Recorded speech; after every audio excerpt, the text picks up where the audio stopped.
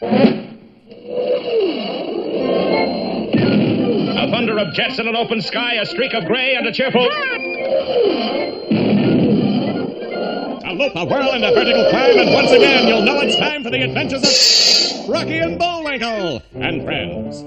Starring that supersonic speedster, Rocket J. Squirrel, with his pal Bullwinkle the Moose, and a host of others. Hurry, Bullwinkle! The show's about to start! I'm coming as fast as I can. Wave to the people! Yay! Now what are you doing? Sign an autograph. Let's see. John Smith. But your name is Bullwinkle. I know, but that's hard to spell.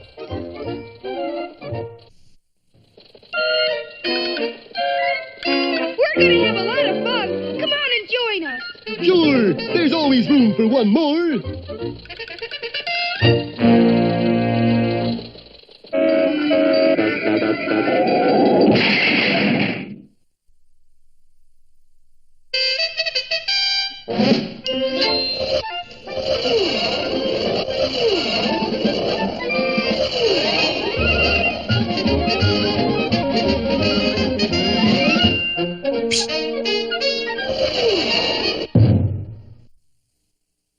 Well, the travel folders all said welcome to Pottsylvania, but our heroes have had nothing but a bad time since they arrived. First an angry mob, then a dreadful disguise, then a near execution, and now they're on their way to jail. But we haven't done anything. Yeah, we're as innocent as the new mown snow. We're just tourists. That's what they all say. Sure enough, our heroes' fellow prisoners were almost all American tourists just like themselves. Boy, this is sure no way to treat your friends. Don't be silly. Pottsylvania got no friends, just enemies. Well, here is your apartment. If you want anything, you can just push that button. But it's not connected. I didn't say anyone would answer. Bye. But even while our friends were languishing in the Huskow, Boris Badenov was hatching another evil plot. Now, I'm just spitballing, you understand. But as soon as Moose gives us secret formula, we... Wait! Nobody but idiot would give us secret formula. Exactly. So after he gives us formula... And Boris outlined his fiendish plan for firing a rocket ship to the moon, conquering the moon men, and beaming Pottsylvanian television programs to the United States. Badenov, what good will this do us? You ever seen Pottsylvania TV? Please, not so soon after eating. Some night people in America will tune in set to midnight movie, and what do they get? 3 hours Pottsylvania commercials. You think they'll know the difference? Sooner or later, yes. Then they must pay us millions to stop broadcasting. And if they don't? Oh, then we jam other programs. Instead of Lone Ranger is coming on 30 minutes hair oil commercials. Listen. Itchy dandruff, falling hair, a dried up scalp and a dome that's bare. Gritty, grimy, greasy goo, that's what's in our new shampoo. Gunk. Get some gunk today. Enough already. Please, Badenov, it's too much. You see, fearless leader? In no time at all, we drive America to her knees. Carry on, Badenov. I'd salute you. You said it. So in the meanwhile, back in the Pottsylvania pokey. Come on, you two. Out. You mean we're being released? Yes, your lawyer is here. Lawyer? We don't have no lawyer. Allow me to introduce myself, you all. Gentlemen, I'm Clarence Derenoff, attorney at law at your service. Yeah, but we didn't hire you. A mere formality. Well, I paid bail, so let's go. Now, wait a minute. What about all our friends here? We're not going till they go. That's right. We'll just sit here. How much extra for the others? Say roughly 500 grickles. No. Smoothing it out a little, 250. Good. Here it is. You think I would soil my hands with a bribe? Please, just drop it in half. And a little later, Rocky and Bullwinkle saw all the tourists off on the SS Andalusia. Goodbye. Have a nice trip. Bye, Captain Peach Fuzz. Farewell, Rocky. All right, cast off forward full speed and stern aloft to lee, aloo. Also, Roger. Well, there she goes, Bullwinkle. We're all alone in a foreign land. Well, those are certainly not friendly glances. Just who do all those sinister eyeballs belong to? Don't miss our next episode, The Fright-Seeing Trip, or Visit to a Small Panic.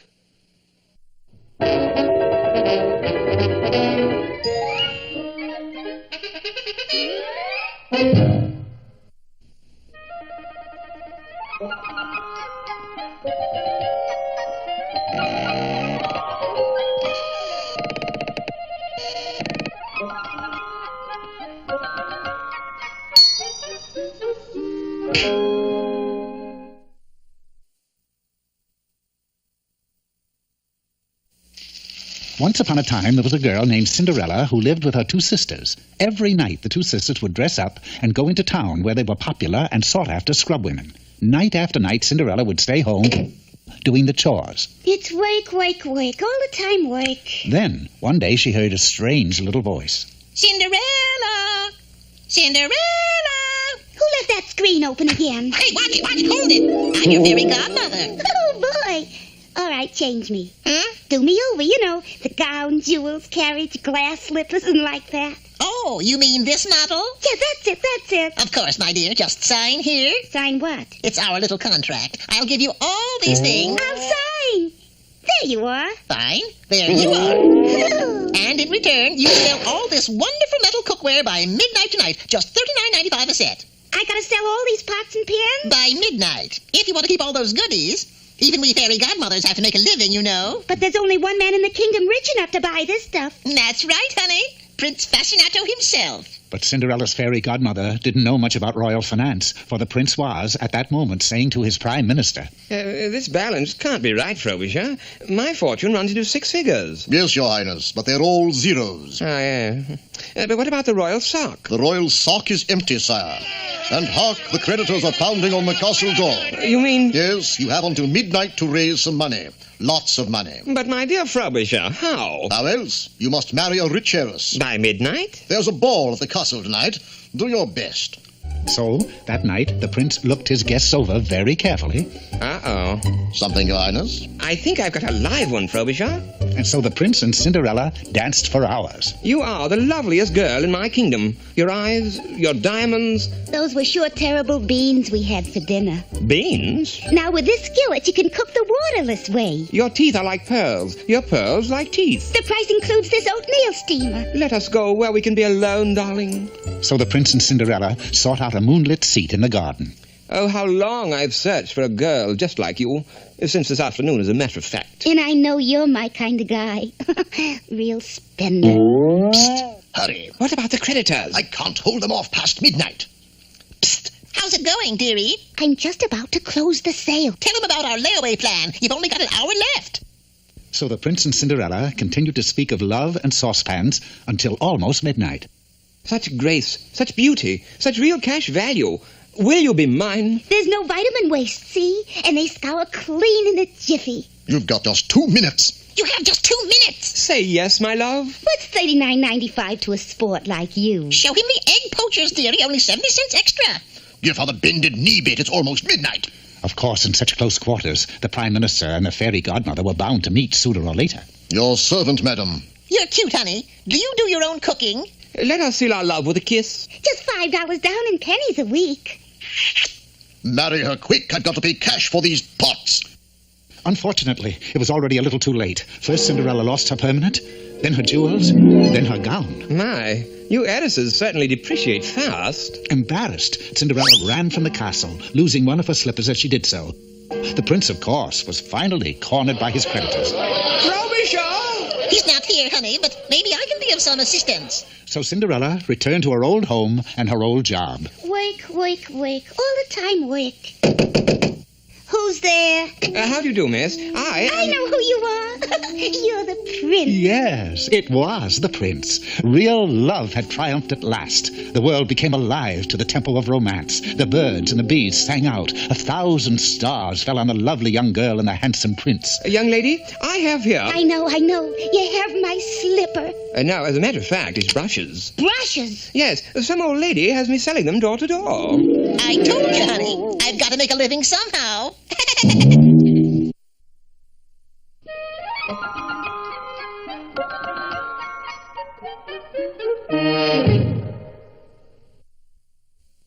now, here with an unlimited supply of misinformation is Mr. Know-It-All. Hello, Inquester out there. Today I shall instruct you on how to cook a turkey's goose. The first step in cooking a turkey is to preheat the oven to 6,000 degrees. Don't you think that's awfully hot? Only for the turkey. Now, while the oven is preheating, we go out in search of a turkey. There are many ways of snaring a turkey, the most surefire of which is to shake some paprika on his nose. This not only stops him from taking flight, but clears up the sinuses as well. The second surefire way is to utilize the turkey in the straw trap. This consists of a deep pit covered with a straw mat. We sprinkle turkey seeds on the mat. The turkey comes after the seeds, steps on the mat, and walks off into the forest. Perhaps the turkey does not weigh enough.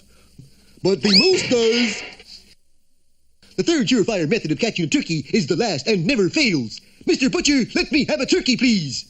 And now all that remains is to cook the bird in the preheated oven. But, Mr. Know-It-all, I still think the oven at 6,000 degrees is too hot. It couldn't be. I haven't lit it yet. So, taking a match, I walk into the kitchen and... Well, thank you, Mr. Know-It-all. You're welcome down there! And now... Hey, Rocky, watch me pull a rabbit out of my hat. Again? Nothing up my sleeve. Presto! Ooh, don't know my own strength. Now here's something we hope you'll really like.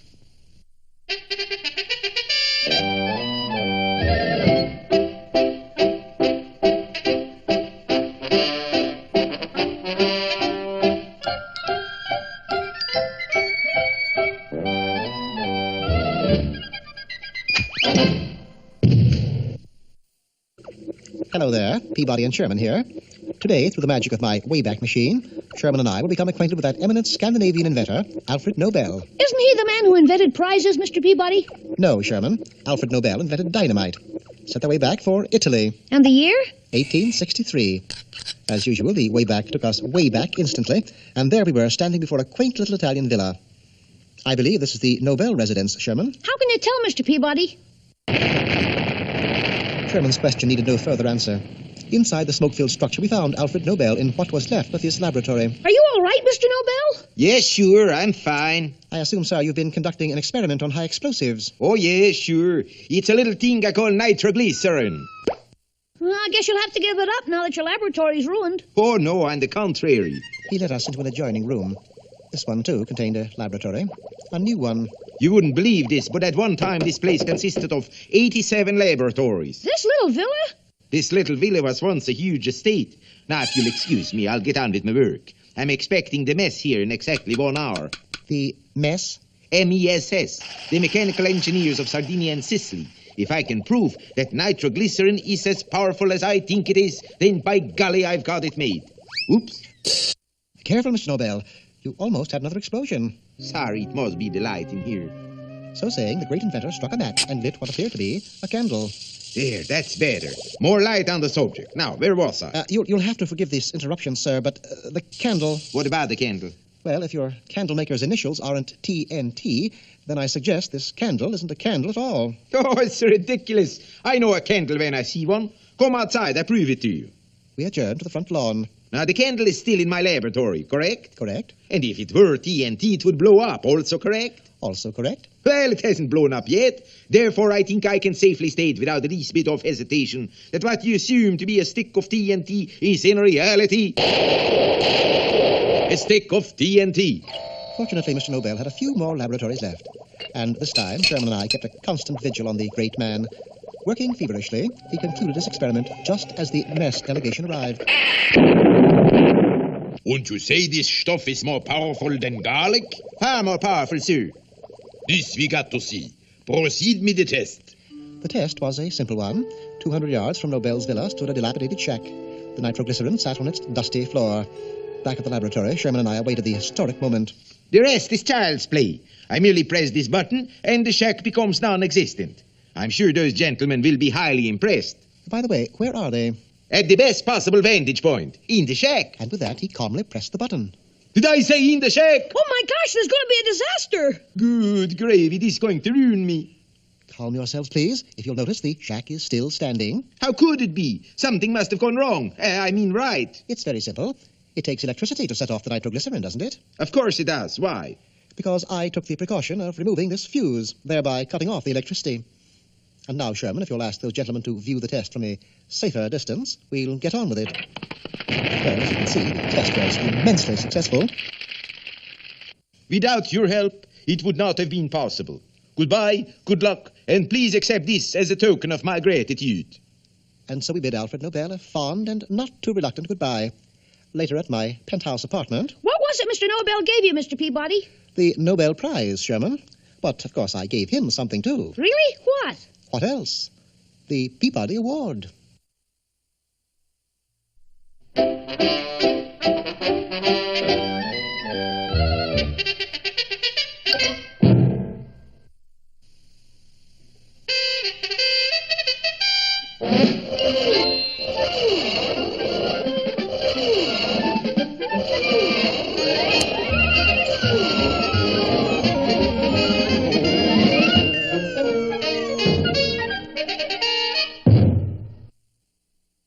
Well, our heroes are heroes again. They've rescued a boatload of tourists from the Pottsylvanian pokey and sent them on their way home. Unfortunately, it's not all clear sailing for them. You know, I got kind of a sneaky feeling we're being watched. Oh, nonsense, Bullwinkle. Who'd want to watch us? Well, the answer to that was simple enough. Everybody. For Pottsylvania was a country composed entirely of spies. Even as schoolchildren, Pottsylvanians were taught only the ABCs: assassination, bomb throwing, and conspiracy, with an occasional course in advanced sneaking and prowling. Congratulations, Fyodor. You graduated magna cum laude. And every conversation had at least two meanings. Hello, Vanya. Translation: we're going to blow up City Hall tonight. Hello, Gottwald. How's the boy? Translation: sounds like fun. Who'll be inside? Just fine, thanks. Translation: who cares? Well, see you later, Gottwald. Translation: the party starts at 7. Bring your own bomb. Bye-bye, Vanya. Translation: bye-bye, Vanya. No, Pottsylvania was hardly what you'd call a tourist paradise. Look there. Yankee, go home. Boy, they sure don't like baseball players, do they? Well, here's a hotel, Bullwinkle. Let's go in. Hold it, buddy. You got password? Password? It's the hotel, isn't it? Still need password? But we don't know it. Let's go. Hold it, buddy. You like to buy password? Buy it? Special today, 10 words for $1. We don't need 10 words. Okay, 10 cents each. It's a deal. Come on, Bullwinkle. Hold it, buddy. You got password? Sure. It's, moleskin. This is first-class hotel. We don't take cheap 10-cent passwords. Well, I got a password right here. Knuckles. That's the password, all right. Go on in. Inside the lobby, our heroes were once again the target of all eyes. Hi, can we get a room? Certainly, Mr. Smith. Smith? My name isn't Smith. I'm really... No names, please. Just sign here. Hokey smoke, Bullwinkle. Everybody's name's Smith. That's a funny coincidence, ain't it? Well, when in Rome, do as the Romans do. I never heard of no Romans named Smith. But our heroes had to sign the register Pottsylvanian style. Rocky Smith and Bullwinkle Smith. When they got to their rooms, Rocky immediately started organizing the great Mooseberry expedition. First, we gotta get a guide, Bullwinkle. Somebody who knows the country. Maybe there's a guide advertising in the newspapers. Let's get one down at the corner. Hey, carry you ice cream bars. Also secret papers. Secret papers from an ice cream man? Sure, we got a 28 flavor of a classified information. If you find a page in red ink, you get a free secret. Thanks a lot, but no thanks. You're welcome. Hey, Gaddy, you Adam Bombsicle here. Our heroes had another shock when they opened the door of their room. Bullwinkle, look at that! Yes, the room was a shambles. Everything had been turned inside out and upside down. And what's more, all our papers are gone. Gone? Oh, well. And so is all our money. Well, that's the breaks, I guess. And so is your autographed picture of Sonny Tufts. Sonny Tufts! Well, now them rascals have gone too far. Don't miss our next episode. Boris burgles again, or sinner take all. Well,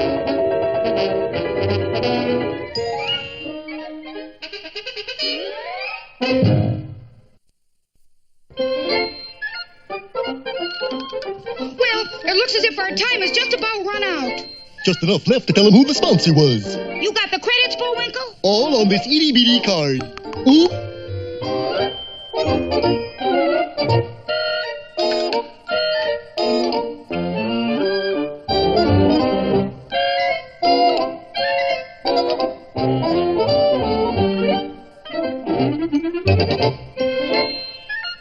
We're late again, Bullwinkle. Right. Bye now. See you next time.